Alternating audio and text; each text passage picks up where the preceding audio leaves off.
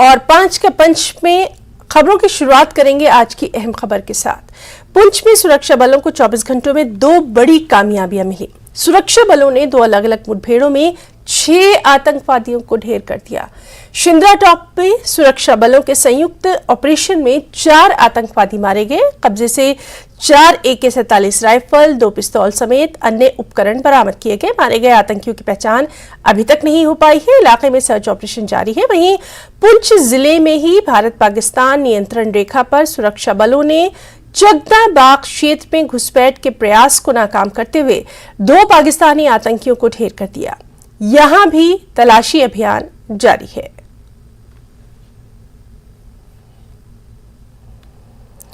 और चलिए इस पर मजीद जानकारी लेंगे। इस वक्त वहां पर क्या कुछ हाल है उसकी भी तफसील आप तक पहुंचाएंगे। हमारे साथ मौजूद हैं हमारे 2 सहयोगी, समीर भट्ट चीफ कॉरेस्पॉन्डेंट और मुनीश शर्मा हमारे सहयोगी पुंछ से। समीर, आपसे हम जरूर जानना चाहेंगे इस जो ऑपरेशन है इसके ताल्लुक से अभी क्या कुछ तफसीलात हैं आपके पास, क्योंकि एक मुश्किल ऑपरेशन जो है वो माना जा रहा है। डिटेल्स चाहेंगे आपसे। ना आपने सही कहा, एक बहुत ही मुश्किल ऑपरेशन था ये। देखिए, अगर हम इन जंगलों की बात करें, जो ये जो एरिया है सुरंगकोट का एरिया है जहाँ पे ये शिंगरा टॉप है और इसके मज़ाफ़ात में ये सारा कवर्ड है डेंस फॉरेस्ट से, जंगलात हैं, यहाँ पे केव्स हैं, चट्टाने हैं, पहाड़ हैं और हर तरफ घना कोहरा है। तो उस बीच में जब आतंकवादी और जो जिनकी 4 संख्या थी, जब ये एक जगह हाइड आउट पे छुपे थे तो आतंकवादियों को उनको सरेंडर करने के लिए आर्मी और पुलिस की एक जॉइंट जो फोर्स थी उन्होंने उनको ललकारा कल शाम को, लेकिन उन्होंने उसका जवाब फायर से किया। आज सुबह 5:30 बजे फायर का जवाब, फिर दोबारा फायरिंग हुई। रात को इतनी ज्यादा फायरिंग नहीं हुई, सुबह जम के फायरिंग हुई। ड्रोन्स का इस्तेमाल किया गया, जो नाइट सर्वेलेंस ड्रोन्स हैं आर्मी की तरफ से उसका इस्तेमाल किया गया और जितने उपकरण हैं उनका इस्तेमाल किया गया। और फिर स्पेशल फोर्सेस जो पैरा कमांडोज हैं उनकी मदद से ये ऑपरेशन इख्तिताम पजीर हुआ, जिसमें 4 आतंकवादी, जिस तरह आपने कहा, 4 आतंकवादी मारे गए हैं। एमिनेशन है। 3 चीजें इसमें सामने आई हैं जो मोटे मोटे पर जो हमने प्रेस कॉन्फ्रेंस भी की उसके बाद ये जो हालात है, 3 चीजें सामने आ रही है। पहला कि जो आर्मी ने भी कहा है कि जो आतंकवादी है वो अब राजौरी पुंछ में जो ये आतंकवादी हैं जो 4 मारे गए हैं, उससे पहले 2 चकंदा बाग में मारे गए थे और भी कुछ मॉड्यूल्स हैं जिसमें लश्कर और जैश के मॉड्यूल है, ये यहाँ पुंछ और राजौरी में हालात को बिगाड़ना चाहते हैं। इसमें ये सक्सेसफुल 1 जनवरी को हुए थे जब इन्होंने डांगरी में 7 लोगों की हत्या की थी और उसके बाद अगर आपको याद होगा मई के महीने में BG सेक्टर में भी 5 हमारे जवानों को शहीद किया गया था। उससे पहले भी आतंकवादियों ने सिक्योरिटी फोर्सेस पे हमले किए हैं राजौरी और पुंछ में। तो उनका जो आतंकवादी है, जो आर्मी के मुताबिक इनका मकसद और मुद्दा ये था कि वो इनका मंसूबा ये था कि आगे चल के ये जो आर्म्स और एम्यूनिशन से पकड़ा गया है इनकी मदद से ये निहत्थे लोगों पे हमला करते, इसके साथ साथ जो सिक्योरिटी फोर्सेस है उन पर हमला करते। ये पहली चीज है। दूसरी चीज जो सामने आई है कि चाइना और पाकिस्तान के जो पाकिस्तान मार्केट जो चीजें मिली हैं, जैसे पाकिस्तान की जो 2 पिस्टल्स हैं, चाहे पाकिस्तान में पिस्टल्स मिली हैं, इसी तरह राइफल्स जो मिली हैं वो चाइनीज मेड राइफल्स मिली हैं, उनके मार्क्स हैं उसमें। तो उससे साबित होता है कि जो जम्मू कश्मीर में जो आतंकवाद है सिर्फ पाकिस्तान ही नहीं बल्कि चाइना भी उसकी मदद कर रहा है। चाइना से ये जो सामान है, क्या ये रूट चाइना से डायरेक्ट आ रहा है या चाइना से ये पाकिस्तान जा रहा है और पाकिस्तान से फिर यहाँ पे आ रहा है? तो ये आतंकवादियों का जो है मनसूबा इसमें साफ जाहिर हो रहा है कि चाइना और पाकिस्तान जो दो हमसाये हमारे, ये आतंकवाद को सपोर्ट कर रहे हैं। उसमें कोई भी तीसरी बात नहीं है। जो सबसे तीसरी जो बात है वो ये है कि लोकल जो आर्मी के मुताबिक जो लोकल सपोर्ट है आर्मी को, पुलिस को और जो सिक्योरिटी एजेंसीज को, उसी वजह से ये सक्सेसफुल ऑपरेशन हो पाया है। उनके मुताबिक जो इनपुट्स मिले हैं उसमें जो सिक्योरिटी फोर्सेस को इनपुट मिला है, ये इनपुट लोकल पॉपुलेशन ने दिया है। इसका मतलब है जो अवाम है, जो यहाँ की लोग हैं वो मिलिटेंसी से तंग आ चुके हैं, टेररिज्म से तंग आ चुके हैं। इसी वजह से जो इनपुट्स अब मिल रहे हैं, देखिए डांगरी में जब आतंकवादी हमला हुआ तो हर तरफ से उसकी मजम्मत हुई, उसमें हिंदू थे, मुस्लिम थे, हर तरफ के लोग थे जो अमन पसंद लोग हैं। उसके बाद एक दबाव बनाया गया, हर तरफ से ये आवाज उठी कि जो आतंकवाद है, जो आतंकवादी है, जिन्होंने डांगरी जैसा इंसिडेंट किया, उसके बाद पुंछ जैसा जो 5 जवानों को शहीद किया, ऐसे इंसिडेंट्स को जिन्होंने किया है उनके खिलाफ कड़ी कार्रवाई की जाए। तो उसके बाद आतंकवादियों की जो लोकेशंस हैं, उनके हाइडआउट्स हैं, उनके जो मूवमेंट है, उसको ट्रेस करने के लिए, उनको ट्रैक करने के लिए सिक्योरिटी फोर्सेस तो अपना काम कर रहे हैं, लेकिन लोकल सपोर्ट, लोकल लोग भी उस मूवमेंट को, उनकी मूवमेंट को साझा कर रहे हैं सिक्योरिटी फोर्सेस को, और उसकी वजह से ही ये जैसे ऑपरेशन सक्सेसफुल हुए। अभी आपने देखा बाग में 2 अब इन्फिल्ट्रेटर्स मारे गए। तो सारी जो व्यवस्था है, सारा जो हो रहा है, उसमें जो सिक्योरिटी फोर्सेस को मदद मिल रही है वो अवाम की तरफ से मदद मिल रही है। और चौथी बात, जो सबसे बड़ी बात है, कि जो आर्मी ऑफिशियल्स ने कहा, जो प्रेस कॉन्फ्रेंस में उन्होंने कहा कि आगे चल के और ऐसे ऑपरेशन हो सकते हैं। उनको कुछ इनपुट्स मिली हैं कि कई और जगहों पे लाइन ऑफ कंट्रोल पे पुंछ और राजौरी बेल्ट्स में कई आतंकवादी अभी भी छुपे हुए हैं। उसकी लोकेशन, क्योंकि वो बहुत ही एक कैलकुलेटेड और तरीके से ऑपरेशंस को अंजाम दिया जा रहा है, इसलिए उसमें थोड़ा टाइम लगेगा। लेकिन उनका ये कहना है कि जितने भी आतंकवादी हैं जिन्होंने यहाँ पुंछ राजौरी में अपनी वो एक हम ये कह सकते हैं कि कोशिश की है कई महीनों से लगातार। बिल्कुल समीर, और इस पर भी लगातार हम बातचीत जारी रखेंगे कि मौसम कितना इंपॉर्टेंट रोल प्ले करता है। हम लगातार देख रहे हैं कि कहीं ना कहीं ये बारिशों का सीजन है, और जब भी मौसम शदीद होता है इस तरह की जो संभावना है वो व्यक्त की जाती है, और हमारे जवान भी पूरी तरह से तत्पर रहते हैं, तैयार है। मुनीश शर्मा हमारे साथ मौजूद हैं। मुनीश, लगातार आप चूंकि इस बेहद अहम खबर को कवर कर रहे हैं, और बेहद अहम ये रहा कि टाइमली यहां पर एक एक्ट किया गया। आपसे हम ये जरूर जानना चाहेंगे, जैसे हमारे साथी समीर अभी बता रहे थे कि लोकल्स का काफी सहयोग रहा, और इसीलिए किसी बड़ी घटना को अंजाम देने से पहले ही इनपुट्स के आधार पर रोक दिया गया। पहले भी लगातार हम ये बात करते रहे हैं कि लोकल्स का कितना इंपॉर्टेंट है इस तरह के मामलों में सामने आना, और ये भी यहाँ पर अपने तमाम दर्शकों को बता दें कि जानकारी जो भी दी जाती है वो खुफिया रखी जाती है, उनका नाम पता सब कुछ पोशीदा रखा जाता है, उन्हीं की सिक्योरिटी को ध्यान में रखते हुए। मुनीश, आपका रुख करना चाहेंगे, डिटेल्स चाहेंगे, और ये जो बात मैंने कही इस पर भी आपसे पूरा तज्जिया चाहेंगे। जी ना, बिल्कुल। अगर आतंकवाद की बात करें तो आतंकवाद समाप्त करने में भी लोकल का ही सबसे बड़ा हाथ था, और लोकल के सहयोग से ही आतंकवाद समाप्त हुआ था। और बीच में जो है वो लोकल ही जाते हैं, लेकिन जो शिंद्रा की बात करेंगे, शिंद्रा और उसके साथ लगता गुरसाई एरिया है या मदाना का एरिया है, बच्चा वाली है, तो ये सारे इलाके जो हैं आतंकवाद के दौर में बहुत प्रभावित रहे हैं। यहाँ पर कई लोगों को पलायन करना पड़ा है, अपने घर छोड़ने पड़े हैं, कई लोगों के परिवारों के सदस्यों को आतंकियों ने मारा है। और इसीलिए जब इस एरिया में आतंकी आए तो लोगों ने जो है खबर देनी शुरू कर दी, और लोकल सपोर्ट से ही जो संभव हो पाया, क्योंकि आज प्रेस कॉन्फ्रेंस में जो है आर्मी के अधिकारी और सेना के पुलिस के अधिकारी थे, उन्होंने साफ तौर पर कहा कि ये सब जो संभव हुआ है लोकल के सहयोग से संभव हुआ है, क्योंकि लोकल ने खबर दी है। जो हमारे सूत्र बताते हैं कि 13 तारीख को ये लोग जो है इस इलाके में आए थे, और 13 तारीख को ही जो है सुरक्षा बलों को खबर मिल गई, और 13 तारीख से ही सुरक्षा बल इनके पीछे थे, जिसके कारण जो है ये कल शाम को इनको ट्रैप किया गया और जंगल में इनको घेरा गया, घेर के जो है दोनों तरफ से गोलीबारी हुई, और आज सुबह इनको मारा गया है। तो ये लोकल का बहुत बड़ी सपोर्ट है, क्योंकि लोकल जानते हैं कि उनके बच्चों का भविष्य जो है पहले कितना खराब रहा है, कई लोग जो हैं जान दे चुके हैं। तो अब लोकल जो है इस तरह के सहयोग करके इन आतंकियों को मरवा रहे हैं, आतंकी उन्हीं के कारण मारे गए हैं। जी बिल्कुल। मुनीश, आपसे जानना चाहेंगे इस वक्त वहां पर किस तरह की कार्रवाई देखी जा रही है, सर्च ऑपरेशन के ताल्लुक से भी अपडेट चाहेंगे आपसे।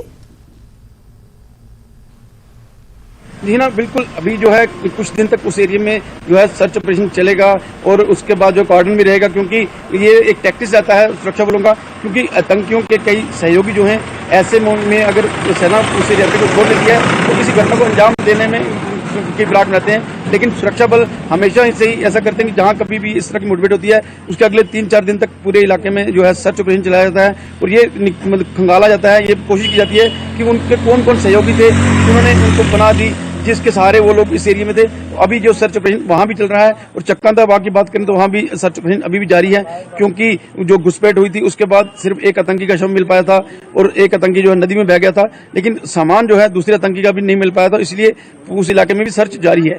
जहां मौसम की बात की थी आपने कि मौसम जो है सबसे बड़ी इस समय जो है कि सावन का महीना है और बारिशें जो लगातार हो रही हैं, और ऐसे मौसम में धुंध भी गिरती है जिसकी आड़ में आतंकी जो है उस पर से उस पार से ज्यादा घुसपैठ करते हैं। तो हमारे सूत्रों की बात करें तो हमारे सूत्रों से ये भी खबर आ रही है कि इन दिनों में घुसपैठ की कोशिशें और बढ़ेंगी, क्योंकि आने वाले दिनों में जो है 15 अगस्त भी है और रक्षाबंधन भी आने वाला है, बीच में मुहर्रम का त्योहार भी है, तो आतंकियों की ये कोशिश रहती है कि कहीं न कहीं अधिक से अधिक संख्या में घुसपैठ करके। मुनीश, आपसे बातचीत हम जारी रखेंगे। समीर लगातार हमारे साथ मौजूद है। समीर, मौसम की हम बात कर रहे थे। हमने देखा है कि जब भी ठंड का बहुत मौसम होता है या फिर जब भी बर्फ पिघलना शुरू होती है या इस तरह की बारिशों का मौसम होता है, खास तौर से पहले हम देखते थे कि वादी कश्मीर में इस तरह की जो हरकतें हैं वो अंजाम दी जाती थी, नापाक साजिश की जाती थी। अब चूंकि मोडस ऑपरेंडी चेंज हो गई है तो अब जम्मू में भी इसी तरह की कोशिश जो है वो लगातार देखी जा रही है, लेकिन कहीं ना कहीं हमारे जवान भी चौकस हैं और आज की जो प्रेस कॉन्फ्रेंस हुई है उसमें भी इस बात का साफ तौर पर इशारा मिला है कि बख्शा हरगिज नहीं जाएगा। समीर, बिल्कुल बिल्कुल आपने सही कहा, और बख्शा किसी को भी नहीं जाएगा। जो आतंकवाद की पाथ या रास्ता अपनाएगा, नहते लोगों की हत्या करने की कोशिश करेगा या करेगा, सिक्योरिटी फोर्सेस पर हमला करेगा, जो एंटी नेशन की एक्टिविटीज करेगा, तो किसी को बख्शा नहीं जाएगा। ये केंद्र सरकार का भी एक कड़ी उस पर कड़ा बयान है, कड़ी नीति है कि जीरो टॉलरेंस होगी आतंकवाद के खिलाफ। और ये जो आज ऑपरेशन हुआ है ये उसी की एक कड़ी है। जो union home minister Amit Shah ने एक मीटिंग ली थी, आपको याद होगा, डंगरी अटैक के बाद उन्होंने कहा था कि किसी को भी जो इसमें मुलविस है उनको नहीं बख्शा जाएगा, उनको नहीं बख्शा जाएगा। मैं आपको यहाँ पे ये बता दूं कि जो अनऑफिशियली आर्मी सोर्सेज से हमें जानकारी मिली है कि उनके मुताबिक हो सकता है कि जो ये आतंकवादी आज मारे गए हैं या जो आज 4 आतंकवादी, हो सकता है इनका कनेक्शन जो बाटिया दूरिया जो अटैक हुआ था मई के महीने में, जिसमें 5 हमारे जवान शहीद हुए थे पुंछ में, हो सकता है उसमें उनकी इन्वॉल्वमेंट हो। तो कहीं ना कहीं आतंकवाद के खिलाफ जिन्होंने सिक्योरिटी फोर्सेस को शहीद किया, जिन्होंने मासूम लोगों की हत्याएं की, उनको बख्शा नहीं जाएगा। मौसम कितना भी खराब हो, आतंकवादी कितनी भी कोशिश करें कि खराब मौसम का सहारा लेकर वो यहाँ पे हाइड आउट्स में रहे, स्लीपर सेल्स बनाए या अपनी मूवमेंट बढ़ाए यहाँ लाइन ऑफ कंट्रोल पे, लेकिन उनको बख्शा नहीं जाएगा। एक फर्म एक डिसीजन, एक स्टैंड लिया है सरकार ने, सिक्योरिटी फोर्सेस ने, कि किसी को भी बख्शा नहीं जाएगा। और ये जो आज ऑपरेशन हुआ है, जिस तरह मैंने कहा आपको कि सिक्योरिटी फोर्सेस का कहना है, आर्मी के ऑफिसर्स का कहना है कि आगे चल के और ऑपरेशन में तेजी लाई जाएगी, किसी को नहीं बख्शा जाएगा। जो जहां पे छुपा होगा, जहां पे कोशिश करेगा इन्फेंट्री घुसपैठ करने की और जहां पे वो हाइड आउट्स में रहने की कोशिश करेगा, उनको वहां से ढूंढ निकाला जाएगा, उनको ढूंढ निकाल के उनको मार गिराया जाएगा। तो आतंकवाद के खिलाफ जो एक निर्णायक जंग है वो जारी रहेगी। और जो कोशिश है कि पूंछ, राजौरी और बाकी इजला में जम्मू के वहां पे आतंकवाद की घटनाएं बढ़ाए और वो उसमें सफल नहीं होंगे, ये अज़म है आर्मी का। आर्मी लोगों का भी धन्यवाद कर रही है कि उनकी कॉर्पोरेशन है, उनकी कॉर्पोरेशन की वजह से ये सब हो रहा है। और आगे चल के भी ना ऐसे ऑपरेशन होते रहेंगे, तब तक होते रहेंगे जब तक के सारे मिलिटेंट्स जो हैं, जो सारे आतंकवादी हैं, उनका सफाया न हो। जी समीर, इस वक्त वहां पर क्या कुछ सिचुएशन आपको नजर आ रही है ग्राउंड जीरो पर? देखिए, अभी सर्च ऑपरेशन चल रहे हैं और पूरे एरियाज में पुंछ के कई जगहों पे सर्च ऑपरेशन चल रहे हैं। ड्रोन्स की मदद ली जा रही है और एडिशनल डिप्लॉयमेंट्स की गई है एरियाज में, जहां जहां जंगली इलाका है, जहां जहां बहुत सारा जो खतरा रहता है मिलिटेंट के जो रूट्स हैं, इन्फिल्ट्रेशन के जो रूट्स रहे हैं, वहां पे एडिशनल सिक्योरिटीज को रखा गया ताकि सुनिश्चित किया जाए कि एक तो घुसपैठ की एक्टिविटीज को बंद किया जाए और जो लोग घुसपैठ करके आए हैं, अगर कोई आतंकवादी आए हैं घुसपैठ करके, उनको भी नेस्त नाबूद किया जाए। तो दोहरी नीति पे चल रहे हैं। 2 स्टैंड किया है कि किसी भी तरीके से आतंकवादियों को यहाँ पे अपनी एक्टिविटीज़ को एग्जीक्यूट करने में उनको मौका ही ना दिया जाए, और जो रूट्स हैं खासकर इन्फिल्ट्रेशन के, घुसपैठ के जो रूट्स रास्ते हैं वहाँ पे ज़्यादा एडिशनल सिक्योरिटी बढ़ा दी गई, और नाइट सर्वेलेंस की जा रही है, ड्रोन्स का इस्तेमाल किया जा रहा है, और ड्रोन्स में जो स्पेसिफिक नाइट सर्वेलेंस की सिस्टम है उसको और मजबूत किया गया है, और इसी तरह से जो सर्वेलेंस है उसको मजबूत करके जो पुलिस हो, आर्मी हो और बाकी एडिशनल जो सिक्योरिटी फोर्सेस हैं वो ज्वाइंटली ये ऑपरेशंस चला रहे हैं। सर्च ऑपरेशंस हर जगह पे चल रहे हैं, क्योंकि ऐसे इनपुट्स हैं कि कई और जगहों पे आतंकवादी छुपे हुए हो सकते हैं, तो उनको ढूंढने के लिए ये सर्च ऑपरेशन बड़े व्यापक तरीके से पूरे पुंछ और राजौरी बेल्ट्स में चलाए जा रहे हैं। जी बिल्कुल समीर, और हम रुख करना चाहेंगे हमारे साथ मौजूद है हमारे साथी मुनीश, आपसे भी इस वक्त की सिचुएशन जानना चाहेंगे।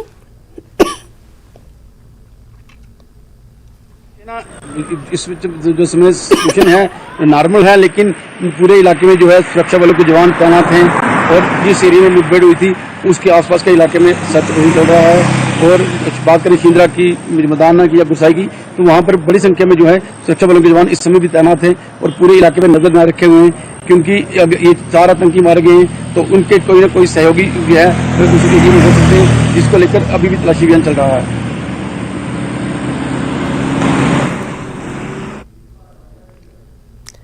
बिल्कुल, तो अपने दोनों साथियों का हम तमाम तर अपडेट के लिए बहुत बहुत शुक्रिया अदा करना चाहेंगे। खबर हिमाचल से है। हिमाचल में रोजाना बारिश से हुई बर्बादी की तस्वीरें विचलित कर रही हैं। न्यूज़ 18 की टीम लगातार उन इलाकों का दौरा कर रही है जहां तबाही का मंजर डराने वाला है। ये तस्वीरें सेंज घाटी की हैं, जहां पिन पावर्ती ने तबाही मचाई। इसका डर आज भी लोगों में है। यहां नदी अपने साथ सब कुछ बहा कर ले गई।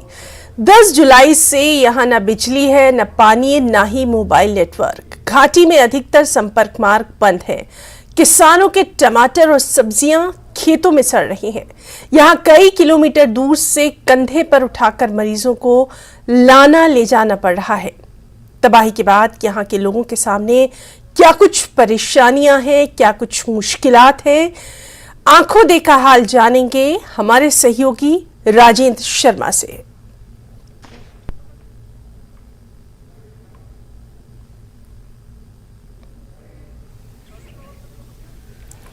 और चलिए सीधे रुख करना चाहेंगे राजेंद्र का। राजेंद्र, लगातार जो तस्वीरें आ रही हैं वो बेहद विचलित करने वाली हैं, और हमसे ज्यादा उस दर्द को आप वहां महसूस कर पा रहे हैं, क्योंकि तमाम तर चीजें आप अपनी आंखों से देख रहे हैं।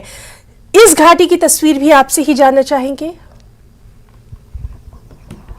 बिल्कुल ही ना, सैंज में अब दिक्कतें लोगों की बहुत हैं, क्योंकि घर अपने चले गए हैं। जो बिजनेस करते थे, कारोबार करते थे, वो दुकानें चली गई हैं। ऐसे में और 10 तारीख से आज तक बिजली वहां पर नहीं है, पीने के पानी की सप्लाई वहां पर नहीं है। 2 दिन पहले सड़क सुविधा जरूर बहाल हुई है, लेकिन सड़क भी जगह जगह से डैमेज है।